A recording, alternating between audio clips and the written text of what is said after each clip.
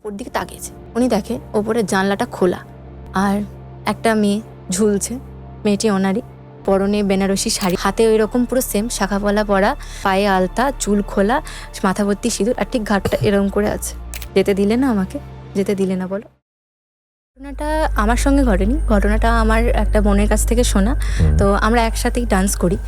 তো ঘটনাটা হয়েছে কি, ওরা এই মুহূর্তে এখন যে বাড়িটিতে আছে, এই বাড়িটা ওরা আগে থাকতো না। ওরা এসছে, ও যখন ছোট ছিল, প্রায় 5-6 বছর বয়সের, তখন ওরা এখানে আসে। আর এখন ওর বয়স 20। আচ্ছা। আর তার অনেক বছর আগেরই ঘটনা। এটা কি তোমাদের ওখানেরই ঘটনা? হ্যাঁ, আমাদের ওখানকারই একটা ঘটনা। তো ঘটনাটা হচ্ছে, যেই বাড়িটাকে নিয়ে সেই বাড়িটা ওদের বললাম। বাড়িটা একটা আগেকার দিনে যেরকম পনিয়াদি টাইপের বড়লোক যারা থাকতো, অনেকটা সেই ধরনের একজন ব্যবসায়ী ছিলেন, তার বাড়ি ছিল ওটা। আর বাড়িটা হচ্ছে অনেকটা এরিয়া জুড়ে, মানে অনেকটা এরিয়া জুড়ে, কিন্তু এখন কি হয়েছে, জায়গাটা না ভাগ ভাগ হয়ে বিক্রি হয়ে গেছে। কিন্তু এক্স্যাক্ট যেই জায়গাটার ঘটনা, যেই বাড়িটার ঘটনা, সেই বাড়িটা কিন্তু সেরকমই আছে। কিছু জিনিস হয়তো ওরা রিপেয়ার করেছে নতুন করে, কিন্তু সেরকমই আছে। এমনকি এতটাই পুরনো বাড়িটা যে বাড়িটার দেওয়াল দিয়ে এখনো পর্যন্ত গাছের শিকড় বাকড় উঠে গেছে, এতটাই পুরনো। মানে এই মেয়েটি ওই বাড়িটায় ওরা কি ভাড়া থাকতো? না, ওরা কিনেছে। মানে যতবারই ওখানে মানুষজন এসেছে, কেউ ওখানে থাকতে পারেনি। এর আগেও বহুবার বাড়িটা বিক্রি হয়েছে অল্প টাকায়। শেষমেশ এরা একমাত্র এসে, এরাই যা কিছু করার সেটা লাস্টে বলছি। আচ্ছা, ওরা যেভাবে আর কি টিকে আছে এখানে। তাহলে ঘটনার প্রেক্ষাপট হচ্ছে একটা বাড়ি, যে বাড়িটা অনেক পুরনো বাড়ি, বাড়িটার মধ্যে দিয়ে গাছপালা উঠে গেছে এবং সেখানে একটা ফ্যামিলি থাকতে যায়। ওরা কিনে সেই বাড়িটা। তারপর হ্যাঁ, তো ফ্যামিলিটা কেনে না, ফ্যামিলিটারই ওদেরই বাড়ি ছিল প্রথম। আচ্ছা, প্রথম বাড়িটা ওদেরই ছিল। তো বাড়িতে একটা ফ্যামিলি ছিল, একজন মেয়ে আর হচ্ছে তার বাবা মা, একটা ছোট ফ্যামিলি। মেয়েটা বেশ সুন্দর, স্বাস্থ্য ভালো, বেশ মানে খুব বেশি। জিনিস বুঝলাম না, ওদেরই বাড়ি ছিল, ওটা অন্যরা কিনতো।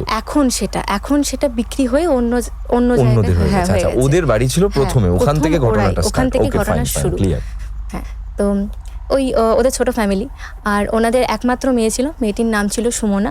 মেয়েটি দেখতে শুনতে ভালো, শিক্ষিত, ভদ্র, সভ্য, চেহারা স্বাস্থ্য ভালো। তো মেয়েটি যেহেতু বাবা মার একমাত্র মেয়ে ছিল, আর মেয়েটির বাবা ছিল একজন ব্যবসায়ী বলতে তখনকার দিনে আর কি, যেরকম একটু বনেদি টাইপের বড়লোক হয় যেরকম, সেরকম ধরনের। তো মেয়েটির একমাত্র মেয়ে, বাবা মার খুব আদরের। তো বাবা মা মেয়েটিকে বিয়ে দিতে চায় না। মেয়েটির বয়স হয়ে গেছে, ভালোই পড়াশোনা সব শেষ।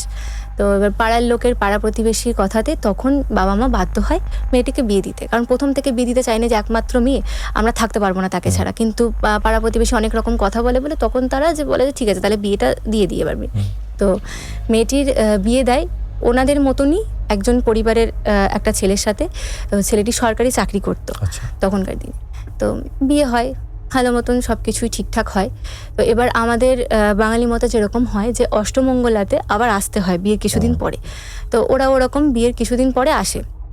এবার যেদিন আর কি অষ্টমঙ্গলা হয়ে যায়, নিয়ম টিয়ম সব হয়ে যায়, এবার বাড়ি যাওয়ার দিন বাবা মা বলে যে তোকে যেতে হবে না, আর কিছুদিন থেকে যা, আমরা তোকে ছাড়া থাকতে পারছি না।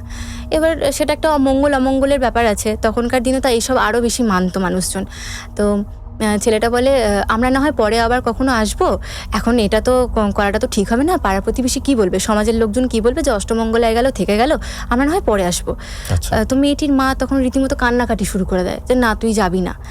আর ছেলেটিও তখন এক প্রকার রাগারাগি করে না, মেয়েটিকে নিয়ে ওখান থেকে চলে আসে। তারপরে বেশ কিছুদিন মেয়েটার সঙ্গে কোনো যোগাযোগ ছিল না বাবা মারা। তখনকার দিনে তো ল্যান্ড ফোন ছিল, আর কোনো উপায় ছিল না।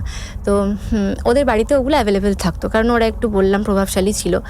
তো তার মধ্যে মেয়েটির বাবা মা ওকে প্রায় 2-3 দিন ফোন করে বলা হয়ে গেছে যে আসার জন্য, কান্নাকাটি করেছে। তো মেয়েটিরও তখন খারাপ লাগলো, যে যতই হোক বিয়ে হয়ে যাওয়ার পরও মেয়েদের তো বাড়ির প্রতি একটা টান থাকেই। আর সে ছিল একমাত্র মেয়ে, বাবা মার আদরের ছিল। তখন মেয়েটি কিছুদিন পরে তার হাজব্যান্ডকে বলে যে তখন সেইভাবে রাগারাগি করে চলে আসলাম, ব্যাপারটা খুব একটা ভালো হলো না, তাহলে কিছুদিনের জন্য যাই, বাবা মার কাছ থেকে ঘুরে আসি। তো ছেলেটা তখন প্রথমে রাজি হয় না। ছেলেটা বলে যে না, তোমার বাবা মা যদি তোমাকে না আসতে দেয়, আবার যদি এক প্রকার ঝামেলার সৃষ্টি হয়। তো তারপরে কথা কাটাকাটি হয়। তো শেষমেশ ছেলেটা রাজি হয়, বলে ঠিক আছে যাও, তুমি তাড়াতাড়ি তাহলে চলে এসো। এদের ডিসটেন্স কিরকম ছিল বাড়ির? ডিসটেন্স বাড়ির দূরই ছিল, ভালোই দূর ছিল। তখনকার দিনে তো এত গাড়ি চলাচল ছিল না, ভালোই দূর ছিল। তো তখন মেয়েটি আসে, ছেলেটি দিয়ে যায়। মেয়েটি এসে প্রায় 7-8 দিন কাটায়। 7-8 দিন কাটানোর পরে এবার মেয়েটাকে শ্বশুর বাড়ি ফিরতে হবে, তার যেহেতু নিজের সংসার হয়ে গেছে। তো মেয়েটি বাবা মাকে বলে যে আমি কাল বাড়ি যাব। মেয়েটির বাবা মা বলে না, তোকে আর ওখানে যেতে হবে না, তোকে আর শ্বশুর বাড়ি যেতে হবে না, তুই এখানেই থাকবি, তুই আমাদের কাছেই থাকবি। এবার ওদের এইটাই হচ্ছে প্রশ্ন, কেন ওর বাবা মা প্রথম থেকে মেয়েকে বিয়ে দিতে চায়নি, কারণ তারা মেয়েকে ছেড়ে থাকতে পারবে না, তাদের একমাত্র সন্তান, তারা খুব ভালোবাসে, মেয়ে ছাড়া তারা কোনো মতে থাকবে না। আর তারা বিয়েটা দিয়েছিল এক প্রকার পাড়া প্রতিবেশীর চাপে, সমাজের চাপে, যে বাড়িতে এত বড় একটা মেয়ে আছে, তার মধ্যে ওরা সমাজে একটু প্রভাবশালী, যে এত বড় মেয়েকে ঘরে বসিয়ে রেখেছি, সেই চাপে ওরা তখন দিয়ে দেয়, মানে লোকের কথাতে তখন হুট করে দিয়ে দেয়, এত কিছু তখন ভাবিনি। এবার এখন আর মেয়েকে ছাড়া ওরা থাকতে পারছে না, তখন কি হয়, মেয়েটা বলে তাহলে তোমরা আমাকে বিয়ে দিয়েছিলে কেন, এটা কেমন কথা, আমি বিয়ে করেছি, এখন আমার সংসার হয়েছে। আর একটা মেয়ের বাবার বাড়ির প্রতি যতই টান থাকুক, বিয়ের পরে তো স্বামী সংসারই কিন্তু সব কিছু হয়ে যায়, আমরা যেটা জানি। তো তখন মেয়েটা রাগারাগি করে, বাবা মার সাথে কথা কাটাকাটি হয় যে আমাকে বিয়ে নাই দিতে পারতে, আমি তো ছিলাম আমার মতন, পড়াশুনো করছিলাম, আমাকে কেন বিয়ে দিয়ে দিলে। তো বাবা মা তখন বলেন, না, যে যা বলবে আমরা বুঝে নেবো, তোকে বাপের শ্বশুর বাড়ি যেতে হবে না, তুই এখানেই থাকবি।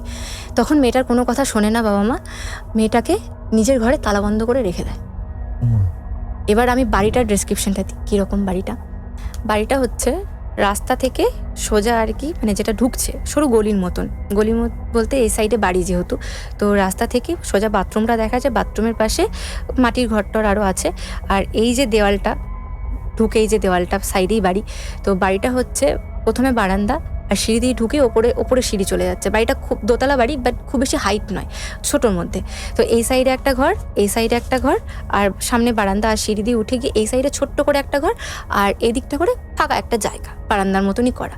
আর ওই ওপরের ঘরটা ছিল হচ্ছে, ওপরে ঢুকে যে বাদিকে যে ঘরটা, সেই ঘরটা ছিল হচ্ছে মেয়েটার ঘর। আচ্ছা। তো মেয়েটাকে নিজের ঘরেই আটকে রেখে দেয়, তালা আটকে। আর তারপরে মেয়েটার সঙ্গে তার শ্বশুরবাড়ির কোনো যোগাযোগ নেই, সব বিচ্ছিন্ন। তখনকার দিনে তো বললাম, মানে হুট করে যে ফোন করবে সেটারও উপায় নেই। তো মেয়েটির বর ওরকম ল্যান্ড ফোনে অনেকবার ফোন করে, কেউ বাড়িতে কেউ কল রিসিভ করে না। তো তারপর ছেলেটি 3-4 দিন পরে যখন দেখে যে ফোন টোন আর কেউ ধরছে না, তখন ছেলেটি না নিজেই চলে আসে মেয়েটির বাড়িতে। এসে তো বাবা মা দেখি হট করে না থতমত খেয়ে গেছে, তুমি এসছো। এবার সে ছেলেটা বলছে, আমি জামাই হয়ে আমাকে এরম করে বলছে তুমি এসছো। বলছে, সুমনা কোথায়, আমি ওকে এতদিন ধরে কল করছি, ফোন ধরছে না, আপনারা কেউ আমার ফোন ধরছেন না, ব্যাপারটা কি, ও কোথায় আছে, ওর তো বাড়ি চলে যাওয়ার কথা। তখন বলে, ও তো নেই, ও বান্ধবীর বাড়িতে গেছে, তুমি এখন এসো, তুমি পরে এসো, এখন যাও। এবার ছেলেটা বলছে, আমি জামাই মানুষ হয়ে এরকম হুট করে এসছি, কোথায় আদর যত্ন করবে তা না, বলছে তুমি এখন যাও। মানুষকে তো বলে যে বসতে টসতে বা কিছু, আর সেখানে ওটা ওর স্ত্রী। তো ছেলেটির খটকা লাগে, ছেলেটি চেল্লামিল্লি করে যে আপনারা কি চাইছেন বলুন তো, আপনারা নিশ্চয়ই ওকে আটকে রেখেছেন। আর মেয়েটি আওয়াজটা শুনতে পায়, যেহেতু ছেলেটা উঠোনে দাঁড়িয়ে কথা বলছিল, আর ওপরের যে জানলাটা ছিল, ও জানলা থেকে মেয়েটির উঠোনটা দেখা যায়, জানলা থেকে বাথরুম টাথরুম এই সাইডে বাড়িটা সবটাই দেখা যায়। তো ছেলেটির আওয়াজ শুনে মেয়েটি জানলা খুলে, জানলা দিয়ে তখন দেখে যে ওর বর এসছে। তো ও চেঁচায় যে আমাকে নিয়ে চলো তুমি, আমাকে এরা আটকে রেখেছে, আমাকে যেতে দিতে চাইছে না, তুমি আমাকে নিয়ে চলো। তো ছেলেটি তখন মেয়েটির বাবা মাকে বলে, ওকে কেন আটকে রেখেছেন, মানে রীতিমতো ঝামেলা ঝাঁটি, কথাবার্তাও অনেক কিছু কথা কাটাকাটি হয়। মেয়েটির বাবা মা ছেলেটিকে মানে এক প্রকার অপমান করে প্রচণ্ড পরিমাণে। তখন ছেলেটা কী করে, রাগে সেই মুহূর্তে ওর ইগোটা ওর আগে লেগেছে, ও ইগোতে এসে ও তখন চলে যায় বাড়ি থেকে রাগারাগি করে। আর মেয়েটি হয়ে যায় তখন অসহায়, যে তার হাজবেন্ডও তার থেকে মুখ ফিরে নিল, নিজের মান সম্মান নিয়ে সে চলে গেল, আর এদিকে বাবা মার কথা তো কিছু বলার নেই, তার একমাত্র মেয়ে ছাড়তে পারবে না, এরকম একটা সিচুয়েশন হয়ে গেল। তো তারপর মেয়েটিকে ওইভাবেই রাখা হয়, ওইভাবেই ঘরে আটকা থাকে, খেতে দেয়, খায়, ওরকমভাবে মেয়েটা না এক প্রকার ডিপ্রেশনে চলে যাচ্ছে তখন। তো তারপরে কিছুদিন পরে ছেলেটার বাবা মা, মানে মেয়েটিকে খুব ভালোবাসতো, শ্বশুরবাড়ির সবাই ভালোবাসতো। তো ছেলেটার বাবা মা ছেলেটাকে বলে যে দেখ, যা হয়েছে, আমরা একবার যাই, আমরা গিয়ে বলি, হতে পারে হয়তো ওদের বুঝিয়ে বললে ওরা বুঝবে, মেয়েটিকে আসতে দেবে, যায়। তো ওরা ছেলেটির বাবা মাকে নিয়ে, ছেলেটি আর আরও কিছু লোকজন বা পাড়া প্রতিবেশী বা জেঠু জেঠিমা, তাদেরকে নিয়ে গেছে মেয়েটার বাড়িতে।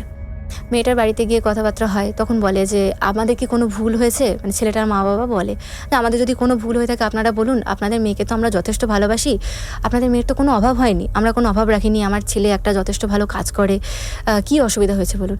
মেয়েটির বাবা বলে, আমি মেয়ে দেবো না, আপনারা চলে যান, আমি কোনো মতে মেয়ে দেবো না, আমার মেয়ে আমার কাছেই থাকবে, আমি মেয়ে ছাড়া থাকতে পারবো না, দরকার পড়লে জামাই এখানে থাকবে, কিন্তু আমার মেয়ে যাবে না, জামাই ঘর জামাই থাকবে। তখন মেয়েটি, মানে ছেলেটির বাবা, হ্যাঁ, ছেলেটির বাবা মা তখন অবাক যে ঘর জামাই থাকবে, মানে আপনারা তো বিয়ের আগে সমস্ত কথা বলেননি, আপনাদের বিয়ের আগে মনে হয়নি আপনার মেয়ে ছেড়ে থাকতে পারবেন না, আর আমার ছেলে ব্যবসা করে, চাকরি বাকরি করে, সে এসব ছেড়ে এসে আপনার বাড়িতে কি করে থাকবে, আপনি যখন বিয়ে দিয়েছিলেন তখন তো এটা তো নিয়ম যে একটা মেয়েকে তার শ্বশুরবাড়ি গিয়ে থাকতে হয়, কিন্তু আমি কেন আমার একমাত্র ছেলেকে আপনার বাড়িতে থাকতে দেবো। তখন ওরাও এক প্রকার ওদেরও ইগোতে এসে ওরাও তখন ঝামেলা ঝাঁটি করে, কথাবার্তা মানে কথা কাটাকাটি হয়, বুঝিয়ে পারে না, তখন ওরা বলে ছাড়ো ছেড়ে দাও, আর কোনো উপায় নেই। কারণ সেই সময় কিন্তু একটা ছেলের হুট করে বিয়ে হয়ে যাওয়া কিন্তু এমন কিছু ব্যাপার ছিল না। তখনকার দিনে মানুষের 2-3টে করে বিয়ে ছিল, বউ নিয়ে থাকতো 2-3টে। তো ছেলেটির মা সেটাও বলে যে আমি তো এখন এই মুহূর্তে আমার ছেলেকে বিয়ে দিতে চাই না, আপনার মেয়ে যথেষ্ট ভালো ভদ্র। কিন্তু ওরা কোনো রকম কোনো কথা শোনে না, ওরা রাগারাগি করে তখন চলে যায়। সব থেকে অসহায় হচ্ছে সেই মুহূর্তে ওই মেয়েটা। আর মেয়েটির বাবা হচ্ছে একটি ব্যবসা করতো যেহেতু, আর বাড়ি আসতো প্রায় 10টা 10:30 এরকম নাগাদ বাড়ি আসতো। আর তখনকার দিন 10টা 10:30 মানে অনেকটাই রাত, পাড়াটারা সব শুনশান হয়ে যায়। তো ওরকম দুপুরবেলায় মেয়েটিকে খেতে দিতে গেছে ওর মা। মেয়েটা ভাতের থালা ছুঁড়ে টুড়ে ফেলে দিয়েছে, ওর মাকে উল্টো পাল্টা বলেছে, মানে এক প্রকার ডিপ্রেশনে চলে গেছে। তো গালিগালাজ করেছে মাকে। দিয়ে মা সেই শুনে রাগে বলেছে তোকে খেতে হবে না, তুই খাবি না যখন তোকে খেতে হবে না, তুই থাক এখানেই পড়ে। দরজা আটকে দিয়ে চলে গেছে। এবার রাত্রিবেলাতেও খেতে দিতে যায়নি। আর ওর মা রাত্রিবেলায় ওরকম রেডিও শুনছিল, সেই সময় মেয়েটা সুইসাইড করে। নিজের মানে ওই ঘরটা যেহেতু মেয়েটারই ছিল, মেয়েটার বিয়ের বেনারসি গায়ে নিয়ে সে তারই নতুন শাড়ি দিয়ে সুইসাইড করে, বিয়ের শাড়ি নিয়ে। আর হাতে পায়ে আলতা পরে, হাতে শাখা পলা, মাথা ভর্তি সিঁদুর, চুল খুলে, মানে যেরকম একটা নববিবাহিত বউ হয় সেরকমভাবেও সুইসাইড করে। তো মেয়েটির মা সকাল হয়েছে, তো মেয়েটির বাবা বললো যে ওকে খেতে দাওনি, খেতে দাও, আমাদেরই তো মেয়ে, হয়তো এখন বুঝতে পারছে না, তুমি যাও না, ওকে গিয়ে একটু বুঝিয়ে বলো, ও ঠিক বুঝবে, ওকে খেতে দাও, ও তো অসুস্থ হয়ে যাবে। তখন মেয়েটির মা তখন দেখে যে হ্যাঁ আমারই তো মেয়ে, খারাপ হলে তো আমারই হবে, যাই খেতে দিয়ে আসি। তো ওর মা খাবার নিয়ে ওপরে গেছে, তালাটা খুলে দেখে মেয়ে ওরকম ঝুলছে, হাতে শাখা পলা পরা, পায়ে আলতা মানে একদম টপ করে না পড়েছে, মানে ও কোনো রকম আলতা পড়েছে। সেই দেখে তো যেরকম হয় শোরগোল পড়ে গেছে, কান্নাকাটি। তো তারপর মেয়েটার সৎকার হয়, সব কিছু হয়ে যায়, কাজ টাজ সব মিটে যায় মেয়েটার। তারপর একদিন ওদের বাড়িতে এবার শুরু হয় হচ্ছে প্যারানর্মাল অ্যাক্টিভিটিস। সব সময় একটা খিটখিটে ভাব মা বাবার মধ্যে, আর ওদের তো বাড়িতে আর কেউ ছিল না, বললাম দুজনাই ছিল। তো মা বাবার মধ্যে সবসময় একটা ঝামেলা, আর কেউ না কেউ অসুস্থ। আর মেয়েটার বাড়িটা বললাম না, যেহেতু অনেকটা এরিয়া জুড়ে ছিল, প্রচুর গাছপালা ছিল, এখনো আছে, তবে তখন আরো বেশি ছিল। আর গাছপালাগুলো বর্ষাকালে গাছপালা যেরকম সবুজ হয়ে পাতা টাতা হয়, সেই সময় গাছপালা শুকিয়ে গেছে, কোনো ফল নেই, ফুল নেই, বাড়িতে সবসময় একটা নেগেটিভিটি কাজ করছে, সবার মধ্যে ঝামেলা, কেউ কারোর সাথে মানে ঠিকঠাক কথা বলছে না। একবার মা দোষারোপ করছে বাবাকে, বাবা দোষারোপ করছে মাকে, তোমার জন্য মেয়ে মরেছে, এই ধরনের কথাবার্তা চলতেই আছে। প্রায় মাসখানেক পেরিয়ে গেছে। তারপরে এটির মা উপরের ঘরটা একদিন গেছে পরিষ্কার করতে, যে ঘরটা অনেকদিন তালা বন্ধ হয়ে আছে, খোলা হয়নি ঘরটা, যেহেতু মেয়েটা মারা যাওয়ার পর থেকে। তো পরিষ্কার করতে গেছে, মেয়েটির মা দরজাটা খুলে দেখে ঘরের ভেতরে আলতা ছেটানো, খাটের বিছানাপত্র এলোমেলো, শাখা পলা সব খুলে রাখা, আয়নার পাশে টিপ যেমন মেয়েরা লাগিয়ে রেখে দেয়, টিপ খুলে টিপ লাগানো, লিপস্টিকের দাগ লাগানো, নেল পালিশের দাগ লাগানো দেওয়ালে, যেরকম একটা ব্যবহার করলে একটা ঘর যেরকম হয় পুরো সেরকম ঘরটা এলোমেলো। মেয়েটার মা তো হঠাৎ করে অবাক হয়ে গেছে যে এরকমটা হলো কী করে, ঘর তো পরিষ্কার করে রাখা ছিল, এটা তো হওয়ার নয়। তো ওর মা ভাবে কি যে হয়তো ইঁদুর বেড়ালে করেছে, যাই হোক আলতা টালতা ছিটিয়ে আছে, ওর মা অত কিছু আর ভাবে না, প্রথমে কেউ ভাববে না, নিজের মেয়ে যেহেতু। তো আবার ঘরটার পরিষ্কার করে খিল টিল দিয়ে চলে যায়। তারপরের দিন ওর মা অসুস্থ, মানে একটু ভালোই অসুস্থ। সেই সময় মেয়েটার মা বাথরুমে গেছে, ওই যে বললাম ওপর থেকে কিন্তু ওদের বাথরুমটা দেখা যায় জানলাটা থেকে। তো মেয়েটির মা বাথরুমে গেছে, আর তখনকার দিনে বাথরুমটা কি মানে পাকাই ছিল, ইট দিয়ে গাঁথা, মানে প্লাস্টার করা নেই, আর ওপরটা না টালির চাল দেওয়া। তো মেয়েটার মা বাথরুমে গেছে, বাথরুম থেকে বেরিয়ে এসে উনি জাস্ট কাপড় চোপড় ঠিক করতে এরমভাবে ওপর দিকে তাকিয়েছে। উনি দেখে ওপরের জানলাটা খোলা, আর একটা মেয়ে ঝুলছে, মেয়েটি ওনারই, পরনে বেনারসি শাড়ি, যেটা বিয়ের বেনারসিটা, সেইটাই কিন্তু ওই আঁচলটা দিয়ে গলায় দড়ি দিয়ে টানানো, মানে নিজের শাড়ি পরেছে সেই শাড়ি দিয়েই টানানো। আর হাতে ওই রকম পুরো সেম শাখা পলা পরা, পায়ে আলতা, চুল খোলা, মাথা ভর্তি সিঁদুর, আর ঠিক ঘাটটা এরকম করে আছে, এরকম করে মায়ের দিকে এরকম তাকিয়ে হাসছে। আর একটা হাতে ঘরের তালাটা ধরা, আর একটা হাতে এই মানে জানলার শিকটা ধরে রয়েছে, এরমভাবে হাসছে। যেতে দিলে না আমাকে, যেতে দিলে না বলো, এরমভাবে ঠিক বলছে মেয়েটির মা, বলছে মেয়েটি এরমভাবে বলছে, যেতে দিলে না আমাকে। মেয়েটির মা শুধু এরমভাবে তাকিয়ে আছে, তাকিয়ে উনি মানে একটা না ঘোরের মধ্যে চলে গেছে। ওনার আর কোনো ঠিক নেই উনি কোথায় আছে, কি করতে এসেছেন, উনি ঘোরের মধ্যে চলে গেছে। চোখ দুটো ওনার বড় হয়ে গেছে, প্লাস লাল হয়ে গেছে, আর চোখ দিয়ে অনবরত জল পড়েই যাচ্ছে, ওনার কোনো খেয়াল নেই সেটা।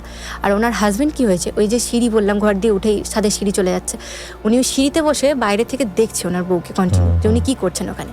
উনি দেখছে যে কন্টিনিউ উনি ওইভাবেই আছে, চোখ দিয়ে জল পড়ছে অটোমেটিক। উনি অনেকক্ষণ ধরে নোটিস করার পরে উনি কিছু ভালো মন্দ বুঝে উনি বাইরে এসে ওনাকে ঝাঁকায়, কী হয়েছে তোমার, তুমি যাচ্ছ না কেন, ঘরে যাচ্ছ না কেন, কি হয়েছে, কি দেখছো? তখন ওর মা আর কিছু বলতে পারে না, ওর মা শুধু এরম কাপা কাপা হাতে এরমভাবে খালি ওপর দিকে দেখায়, মানে ওর বাবা যে ওপর দিকে তাকিয়ে দেখে কিচ্ছু নেই, জানলার দরজা বন্ধ করা।